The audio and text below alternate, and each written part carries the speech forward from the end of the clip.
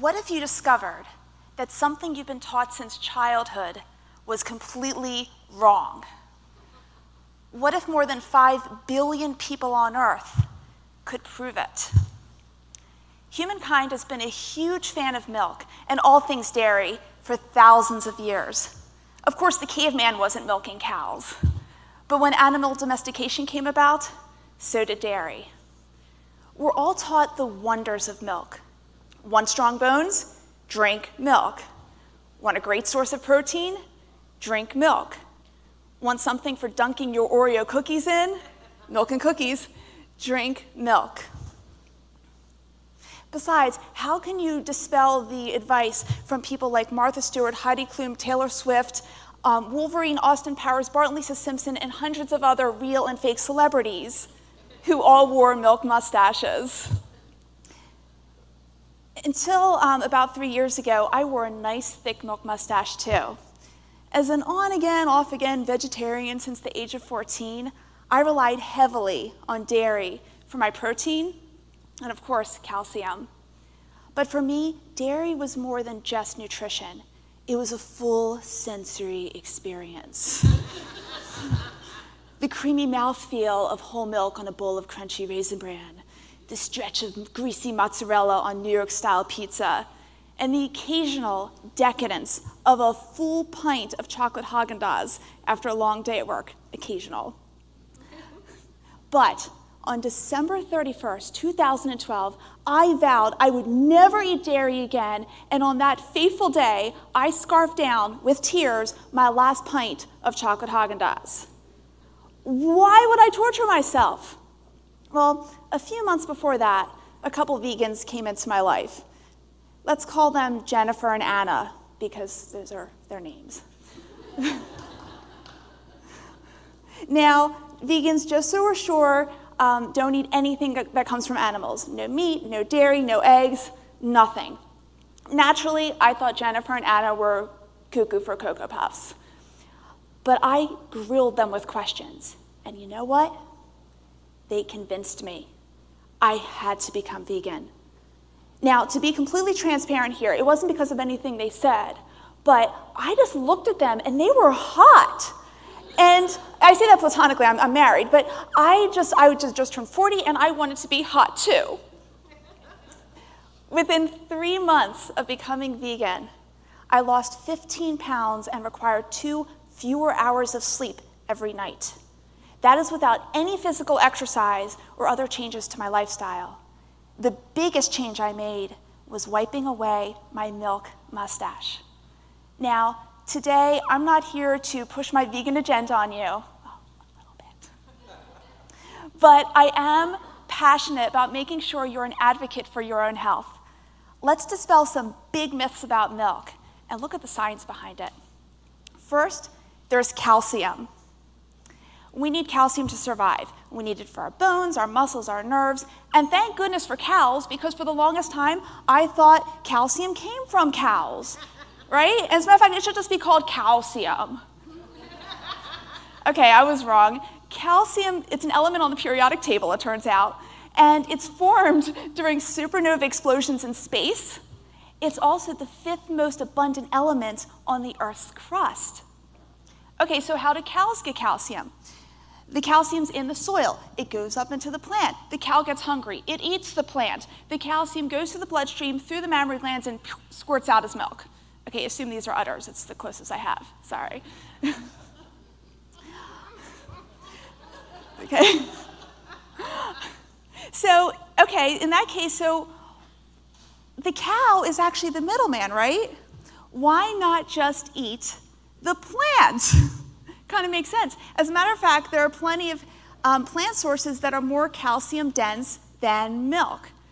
For example, fresh and dried herbs like basil, parsley, and thyme, sesame seeds, flax seeds, chia seeds, almonds, tahini, tofu, garlic, yum, Brazil nuts, blackstrap molasses, and also lots of dark leafy green vegetables.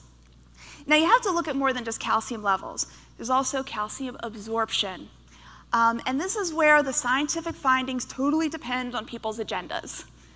If you ask pretty much any vegan and plenty of non-vegan nutritionists, they will say that calcium has much higher absorption rates when it comes through most plant sources. Dairy producers and others will say the opposite. Whom do you believe? One thing is for sure. The countries with the highest rates of dairy consumption overall have the highest rates of osteoporosis. The highest. They include Finland, Sweden, England, and woohoo, United States of America. Aren't we proud?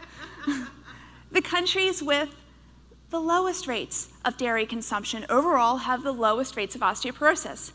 Take China, for example. There are 1 billion people living there who are eating a virtually dairy-free diet, and you don't see them walking out of their home every day and breaking bones.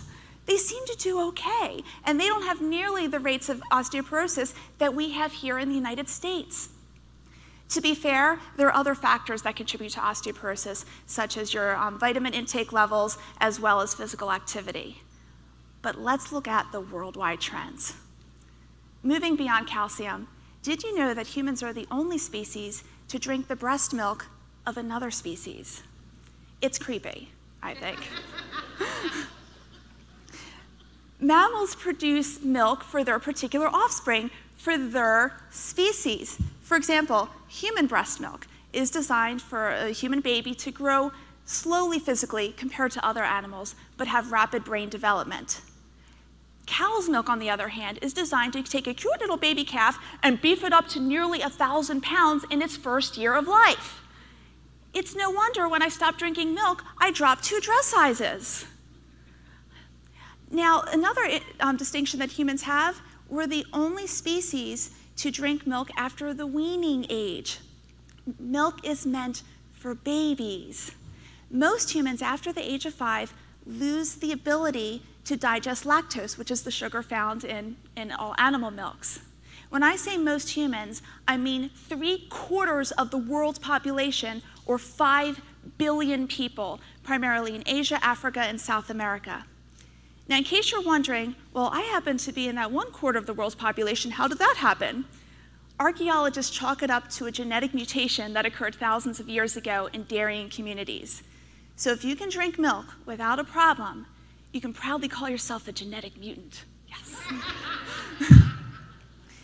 Now add in other things like antibiotic residues, recombinant bovine growth hormone, toxic residues, and that whole milk and cookie disease we heard about earlier today, and you have to wonder, why is it that the USDA recommends 3 servings of dairy for adult men and women as part of a nutritious, healthy diet?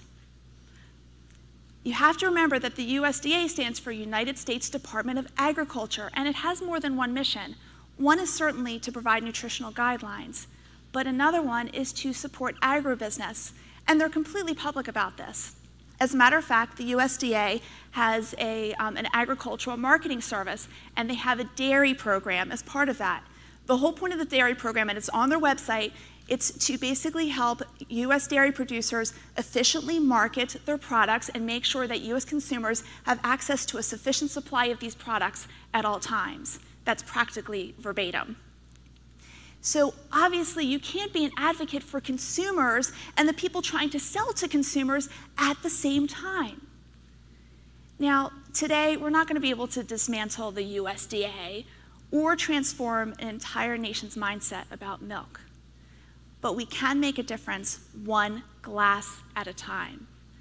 So the next time you're about to pour a nice tall glass of milk for yourself or for your children, ask yourself, does milk really do the body good?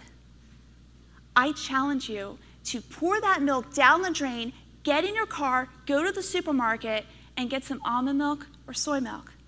They make for nice milk mustaches too. Thank you.